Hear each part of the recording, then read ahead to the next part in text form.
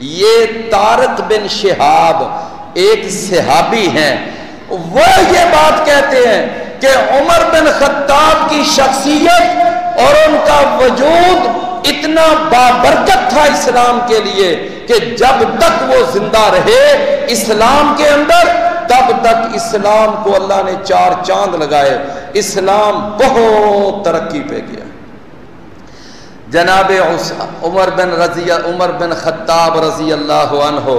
ان کے بارے میں اللہ اکبر بہت ساری احادیث ہیں۔ نبی صلی اللہ علیہ وسلم خود ان کا جو محل تھا جنت میں وہ دیکھ کر آئے اور آ کر بتایا بھی تھا کہ اے عمر، میں آج گیا تھا نا جنت میں تو میں نے وہاں تیرا محل دیکھا تھا، میں نے دیکھا ایک بڑا عالی شان محل ہے، اس کا مین دروازہ کھلا ہوا تھا، اندر میں نے نظر ڈالی تو ایک خاتون بھی چلتی ہوئی نظر آئی، تو میں نے پوچھا کہ یہ کون ہے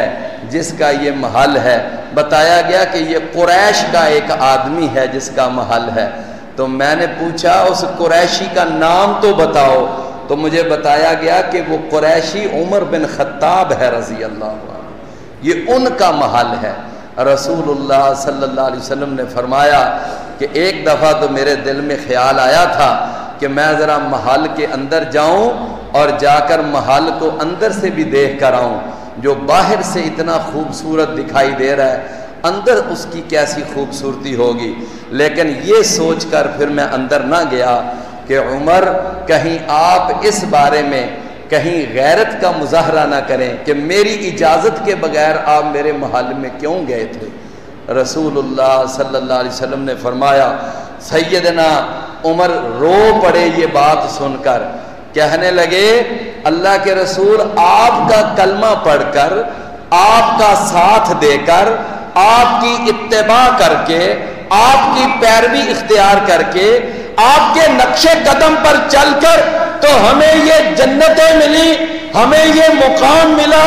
ہمیں یہ عزتیں اور یہ رفعتیں ملی، بھلا میں نے آپ کی ذات پر غیرت کھانی تھی، آپ چلے جاتے۔ رسول اللہ صلی اللہ علیہ وسلم نے فرمایا نہیں۔ تو میرے پیارے بھائیوں، عمر بن خطاب وہ عظیم شخصیت ہے کہ جن کا خود محل محمد الرسول اللہ اپنی آنکھوں سے دیکھ کر آئے، اور شاید وجہ یہ تھی کہ دنیا کو بتا دیا جائے، اور کسی اور کے بارے میں کوئی بات کرو تو کرو لیکن عمر بن خطاب کے بارے میں تو زبانیں بند کر لو، عمر کا محل تو میں خود جنت میں دیکھ کر آیا ہوں،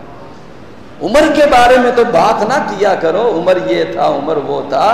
کم از کم اس کا تو محل میں خود دیکھ کر آیا ہوں۔ تو میرے پیارے بھائیوں، عمر بن خطاب رضی اللہ عنہ اللہ تعالیٰ سے دعا کیا کرتے تھے، کہا کرتے تھے اللہم انی اسألک شہادتاً فی سبیلک، کہ اے اللہ میں اس بات کی دعا کرتا ہوں، سوال کرتا ہوں کہ تیری راہ میں شہید کر دیا جاؤں، یہ میری دلی خواہش ہے، اور اللہ میری ایک اور بھی خواہش ہے۔ عمر بن خطاب جب خلیفہ بنے نا، خلیفہ بنے اور انہوں نے 12 سال خلافت کی ہے، 10 سال یا 12 سال خلافت کی ہے، 22 لاکھ مربع میل کا رقبہ جناب عمر کے دور خلافت میں فتح ہوا۔ یہ تمہارا پورا پاکستان 4.5 لاکھ مربع کلومیٹر ہے، اور عمر بن خطاب انہوں نے 22 لاکھ مربع کلومیٹر انہوں نے فتح کیا تھا۔ تو آپ ذرا اندازہ کر لیں، اس پاکستان جیسے کئی پاکستان جناب عمر کی خلافت میں اسلامی حکومت میں شامل ہوئے۔ تو عمر بن خطاب رضی اللہ عنہ ان کے دور خلافت کے اندر اسلام بہت پھیلا، بہت پھیلا۔ تو اب کئی دفعہ خواہش دل میں پیدا ہوتی کہ میں بھی کسی مارکے میں جاؤں، میں بھی کسی جنگ میں حصہ لوں، لیکن علی رضی اللہ عنہ نے روک دیا، کہنے لگے امیر المومنین آپ مدینے کے اندر رہ کر آپ یہ سارا مارکوں کا اور جنگوں کا سلسلہ، سرحدوں کے معاملات آپ مدینے میں رہ کر کنٹرول کریں، آپ خود نہ جنگوں کے اندر جائیں۔ سیدنا عمر جب سمجھ گئے کہ میرے ساتھی مجھے کسی جنگ میں جانے تو دیتے نہیں، اب شہادت کی اور کیا سبیل ہے کہ یہاں مدینے کے اندر ہی کہ اللہ شہادت کا سبب پیدا کر دے۔ اللہ سے دعا کرتے ہیں، یا اللہ میں یہ خواہش رکھتا ہوں اللہ موت بھی شہادت کی ملے، اور دوسری میری ایک اور خواہش کہ فی بلد رسول کا، تیرے اس رسول کے شہر میں مجھے موت شہادت کی ملے۔ اللہ نے اپنے اس ولی کامل کی دونوں دعائیں قبول فرما لی، موت بھی شہادت کی ملی اور موت بھی مدینہ شہر کے اندر ملی۔ جناب عمر بن خطاب رضی اللہ عنہ، ان کو اللہ نے مدینے کے اندر ہی شہادت کی موت عطا فرمائی۔ سبب یہ بنا، ایک یعنی مدینے کے اندر مجوسی رہتا تھا، اس کا نام تھا ابو لؤلؤ فیروز، اور یہ غلام تھا سیدنا مغیرہ بن شعبہ رضی اللہ عنہ کا۔ انہوں نے ماہانہ 100 درہم اس کے اوپر جزیہ لگایا ہوا تھا، 100 درہم ایک مہینے کا جزیہ یہ دیا کر۔ تو ایک دفعہ یہ آیا عمر بن خطاب کے پاس، آ کر کہتا ہے کہ میرے یعنی آقا نے، مغیرہ بن شعبہ نے میرے اوپر 100 درہم ماہانہ یہ جزیہ لگا رکھا ہے، تو آپ ذرا اس کے اندر کچھ تخفیف کروا دیں، کچھ کمی کروا دیں۔ عمر بن خطاب کہتے ہیں تو کون کون سا کام جانتا ہے؟ کہنے لگا میں بہترین نقش و نگار کر جانتا ہوں، میں بڑائی بھی ہوں، کارپینٹر بھی ہوں، اور میں لوہار بھی ہوں، میں لوہے کا کام بھی جانتا ہوں۔ سیدنا عمر کہتے ہیں تیرے پاس تو اتنے فن ہے، تو یہ 100 درہم تو تیرے لیے زیادہ نہیں ہے۔ اس نے غصہ کیا اور اٹھ کر جب جانے لگا، عمر بن خطاب کہتے ہیں مجھے پتا چلا ہے تو چکی بڑی کمال کی بنا لیتا ہے۔ کہتے ہیں ہاں میں بڑی کمال کی چکی بناتا ہوں۔ کہنے لگے ایک پھر میرے لیے بھی چکی تیار کر دو، یہ جو آٹا پیسنے والی چکی ہے۔ کہنے لگا ہاں عمر میں آپ کے لیے ایک ایسی چکی تیار کروں گا کہ قیامت تک لوگ اس چکی کے بارے میں باتیں ہی کرتے رہیں گے، ایسی چکی میں آپ کے لیے تیار کروں گا۔ لَأَصْنَعَنَّ لَكَ رِحَا يَتَحَدَّثُ بِهَا النَّاسُ إِلَى يَوْمِ الْقِيَامَةِ۔ سیدنا عمر رضی اللہ عنہ اتنے سمجھدار تھے، دانا تھے،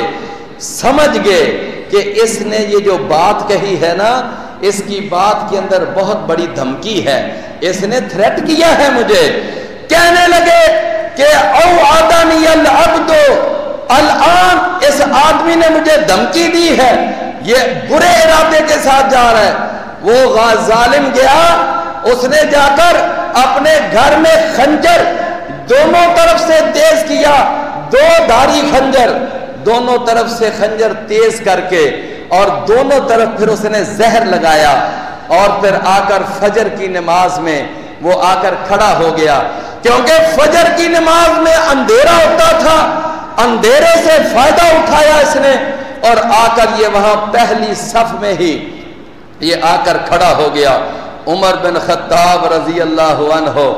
جب آئے، جماعت کروانے لگے، آگے مصلی امامت پہ کھڑے ہوئے، اللہ اکبر کہا، ابھی قرات شروع کی ہے، تو یہ ابو لؤلؤ یہ اب پہلی صف سے نکلا، اور اس نے عمر بن خطاب رضی اللہ عنہ کے جسم اطہر پر 6 وار کیے، 6 اس نے حملے کیے، ان میں سے ایک وار جو تھا یعنی خنجر جو تھا وہ یہاں ناف کی جگہ پہ جا لگا، ناف کی جگہ پہ سیدھا پیٹ کے اندر چلا گیا، اور پیٹ کی جو انتڑیاں ہیں وہ کٹ گئیں۔ جناب عمر بن خطاب پہلے 5 جو وار تھے ان کے وجہ سے کھڑے تھے، لیکن جب یہ پیٹ میں گیا خنجر اور انتڑیاں کٹی اور خون ایسے بہنے لگا، سیدنا عمر اب نڈھال ہو گئے اور گر پڑے۔ گرتے گرتے انہوں نے جناب عبد الرحمن بن عوف جو ان کے بالکل پیچھے کھڑے نماز پڑھ رہے تھے، ان کو ہاتھ سے پکڑ کر مصلی پہ کھڑا کیا، کہا کہ لوگوں کی نماز مکمل کرواؤ۔ لوگوں کی نماز مکمل کروائی۔ عمر بن خطاب وہاں گرے پڑے ہیں، جماعت ہو رہی ہے، اس ظالم نے جاتے جاتے اس کے بعد مزید 10 آدمیوں پر حملہ کیا۔ ان 10 آدمیوں میں سے 7 تو شہید ہو گئے اور 3 شدید زخمی ہوئے۔ جس کے اوپر جاتا وار کرتا جاتا، جس کے اوپر جس کو موقع ملتا مارتا جاتا۔ ایک شخص نے پھر نماز چھوڑ کر، اس کے پاس ایک بہت بڑا یعنی کوٹ تھا جو اس نے پہنا ہوا تھا، اس نے وہ اپنا کوٹ اس کے اوپر ڈالا۔ جب اس پہ ڈالا، ساتھ ہی جا کر اس کو یعنی پکڑ لیا اور اس کا وہ جو خنجر والا ہاتھ تھا اس کو اپنے قابو میں کیا۔ جب اس نے یقین کر لیا کہ اب تو میں پکڑا گیا، اب تو کوئی صورت نہیں ہے میرے بھاگنے کی، اس نے وہی خنجر اپنے پیٹ کے اندر دھونپ لیا اور اس نے وہاں پر ہی خودکشی کر لی اور وہ مر گیا۔ میرے پیارے بھائیوں، عمر بن خطاب رضی اللہ عنہ، نماز مکمل ہوئی، اسلام کا یہ عظیم جرنیل، یہ عظیم سپہ سالار، یہ عظیم شاہ سوار، مسلمانوں کا عظیم سردار، ان کو اٹھا کر وہاں گھر لے جایا گیا۔ جب گھر لے جاتے ہیں تو پہلے تو یہی سمجھا شاید زخم ٹھیک ہو جائیں، لیکن جب ان کو دودھ کے اندر شہد ملا کر ان کو دیا گیا پینے کو، تو وہ سارے کا سارا دودھ اور وہ سارا شہد، وہ جو پیٹ کی انتڑیاں کٹی ہوئی تھیں، وہ سارا کچھ باہر نکل گیا۔ تو اس وقت سب کو یقین ہو گیا کہ عمر بن خطاب کے بچنے کی کوئی صورت نہیں، شہادت یقینی۔ سیدنا عمر بن خطاب بھی سمجھ گئے کہ کوئی میرے بچنے کی صورت نہیں ہے، نہ اس وقت کوئی سرجری کا ایسا انتظام تھا، نہ کوئی آپریشن تھیٹر تھے۔ سیدنا عمر رضی اللہ عنہ اب انہوں نے فوری طور پر جو کام کیا، اپنے بعد خلافت کا معاملہ حل کرنا چاہا۔ کئی لوگوں نے کہا فلاں کو خلیفہ بناؤ، فلاں کو، فرمانے لگے نہیں، میں تو اپنے بعد جس پر بھی نظر ڈالتا ہوں مجھے کئی ایک جیسے درجے کے معلوم ہوتے ہیں، لہذا 6 آدمیوں کی کمیٹی بنا دی، خلافت کمیٹی قائم کی، کہا ان 6 میں سے کسی ایک آدمی کو میرے بعد خلیفہ بنا لینا، یہ اختیار میں تمہیں سونپ کے جا رہا ہوں۔ ان میں سے ایک نام جناب عثمان کا تھا اور دوسرا نام جناب علی کا تھا رضی اللہ عنہ، اور تیسرے جناب عبد الرحمن بن عوف تھے، اور چوتھے ابو عبیدہ بن جراح تھے، اور 5ویں جناب سعد بن ابی وقاص تھے، اور 6 جناب سیدنا طلحہ بن عبید اللہ تھے۔ یہ 6 نام دیے، حالانکہ 10 مبشرہ میں ان کے ایک اپنے بہنوئی سعید بن زید بھی تھے، وہ 10 مبشرہ میں سے تھے، ان کا نام نہیں دیا، کہا کہ یہ میرا بہنوئی ہے، حالانکہ 10 مبشرہ میں سے ہے، اس کو نہ شامل کرو کمیٹی میں۔ اور اپنے بیٹے عبداللہ بن عمر کے بارے میں کہا کہ عبداللہ بن عمر ان سے خلافت کے بارے میں مشورہ تو لے لینا، لیکن ان کو خلیفہ نہ بنانا۔ جناب عمر بن خطاب یہ نصیحتیں کرتے ہیں، اور اس کے بعد پھر اپنے بیٹے عبداللہ بن عمر کو بھیجا، کہا جاؤ جا کر سیدہ عائشہ ان سے جا کر بات کرو کہ میرا دل چاہتا ہے کہ میں اپنے ساتھیوں کے ساتھ دفن ہوں، مراد محمد الرسول اللہ اور ابو بکر رضی اللہ عنہ۔ تو فرماتی ہیں سیدنا عبداللہ بن عمر گئے، سیدہ عائشہ سے بات کی، اماں جان میں عمر بن خطاب کی طرف سے میں پیغام لے کر آیا ہوں امیر المومنین کی طرف سے۔ تو کہا کیا بات ہے؟ کہا یہ انہوں نے خواہ اظہار کی ہے، فرماتی ہیں کہ میں اس جگہ اپنے آپ کو یعنی میں پسند کرتی تھی کہ میں وہاں دفن ہوں، کیونکہ وہاں ایک جگہ باقی ہے، ایک یعنی قبر کی جگہ وہاں موجود ہے، تو میں وہاں اپنے لیے پسند کرتی تھی۔ اب چونکہ عمر بن خطاب کا پیغام آ گیا ہے،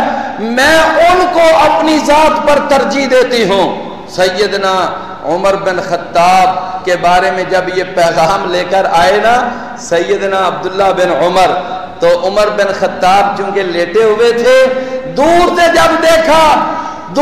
دیکھا کہ عبداللہ آ رہے ہیں، میرا بیٹا آ رہا ہے، تو کہا ذرا مجھے سہارا دے کر سیدھا بٹھاؤ۔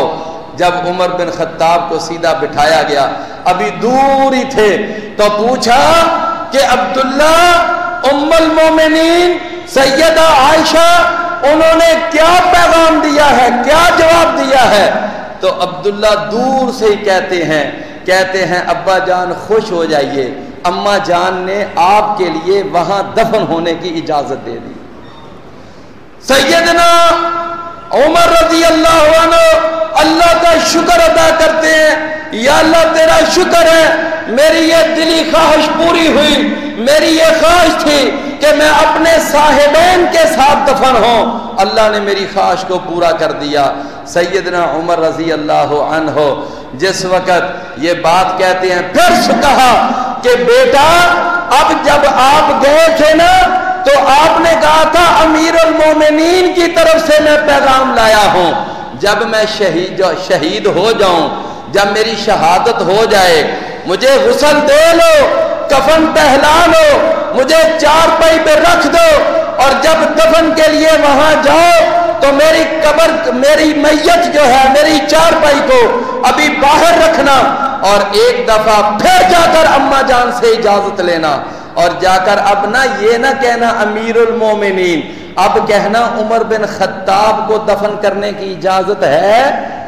اگر اس وقت اماں جان اجازت دے دیں تو مجھے دفن کرنا۔ اب شاید انہوں نے امیر المومنین کے لفظ کا خیال رکھا ہے، لیکن جب میں شہید ہو جاؤں گا تو اس وقت میں امیر المومنین نہیں ہوں۔ جناب عمر بن خطاب کو جب کفن پہنا لیا گیا، جنازہ ہو گیا، جنازہ پڑھانے کے لیے سیدنا صہیب رومی رضی اللہ عنہ ان کو مصلی پہ کھڑا کیا گیا، مصلی پہ کھڑے ہوئے جنازہ پڑھایا۔ جب وہاں قبر پہ کے قریب چارپائی رکھی گئی سیدنا عمر بن خطاب رضی اللہ عنہ، تو اس وقت یعنی ایک آدمی، سیدنا عبداللہ بن عباس کہتے ہیں، ایک آدمی نے میری یہ کندھے کے اوپر اپنی ٹھوڑی رکھی ہوئی تھی، وہ کہہ رہا تھا کہ میں پہلے ہی یہ کہا کرتا تھا کہ اللہ کے نبی جب دنیا میں تھے اکثر کہتے تھے میں گیا، ابو بکر گیا، عمر گیا، میں نے دیکھا، ابو بکر نے دیکھا، عمر نے دیکھا، یہ میرا فیصلہ ہے، ابو بکر کا فیصلہ ہے، عمر کا فیصلہ ہے۔ یعنی نبی صلی اللہ علیہ وسلم ان تینوں شخصیتوں کو ایک ہی جملے میں اکٹھا کرتے تھے۔ تو سیدنا عبداللہ بن عباس کہتے ہیں میں نے دیکھا ایک آدمی میرے کندھے پہ اپنی ٹھوڑی رکھ کر بھی یہ کہہ رہا تھا کہ جن تین ہستیوں کو اللہ کے رسول اپنی زبان میں ایک جملے میں اکٹھا کرتے تھے، اللہ نے آج وہ تینوں شخصیتیں ایک ہی حجرے میں اکٹھی کر دی۔ وہ تینوں شخصیتیں ایک حجرے میں۔ فرماتے ہیں عبداللہ بن عباس میں نے سوچا میں گردن گھما کر دیکھوں تو صحیح یہ کون آدمی ہے جو یہ بات کہہ رہا ہے؟ کہتے ہیں میں نے ایسے پیچھے مڑ کر دیکھا تو علی رضی اللہ عنہ یہ بات کہہ رہے تھے۔ علی رضی اللہ عنہ فرما رہے تھے کہ اللہ نے تینوں شخصیتوں کو ایک کمرے کے اندر اکٹھا کر دیا۔ میرے پیارے بھائیوں، اسلام کا یہ عظیم جرنیل اور یہ ماہ کامل، یہ آفتاب کامل، یہی ذو الحجہ کی آخری تاریخ تھی اور یکم محرم الحرام کی تاریخ تھی۔ آج کچھ لوگ تو صرف چند شہادتیں لے کر 1400 سال سے ماتم کرتے چلے آ رہے ہیں۔ میرے بھائیوں، اسلام میں کوئی ایک شہادت ہے؟ اسلام میں تو شہادتوں کی لائن لگی ہوئی ہے، کس کس شہادت پہ ماتم کیا جائے گا؟ جناب عمر بن خطاب یکم محرم الحرام کو ان کو دفن کیا گیا۔ دفن کرنے کے لیے قبر میں کون کون اترا تھا؟ نمبر 1 عثمان بن عفان قبر میں اترے، نمبر 2 علی بن ابی طالب وہ قبر میں اترے، نمبر 3 عبد الرحمن بن عوف وہ قبر میں اترے، نمبر 4 سعد بن ابی وقاص وہ قبر میں اترے، نمبر 6 یعنی ان کے بعد جناب سیدنا طلحہ بن عبید اللہ۔ یہ پانچوں جو میں نے نام لیے ہیں یہ پانچوں عشرہ مبشرہ میں سے ہیں۔ ان پانچوں عشرہ مبشرہ والوں نے جناب عمر بن خطاب کو قبر میں اتارا، تو یہ سیدنا عمر بن خطاب رضی اللہ عنہ کی شہادت ہے۔ اللہ تعالیٰ اپنے اس یعنی مومن کامل اور اللہ تعالیٰ اس ولی کامل کی شہادت کو قبول بھی فرمائے، اور ان کی شہادت کی خبر تو خود رسول اللہ صلی اللہ علیہ وسلم نے دی تھی۔ لہٰذا سیدنا عمر بن خطاب اسلام کے عظیم جرنیل ہیں اور وہ ایک شہید ہیں۔ اللہ نے ان کی شہادت کی موت اللہ نے ان کو عطا فرمائی۔ وآخر دعوانا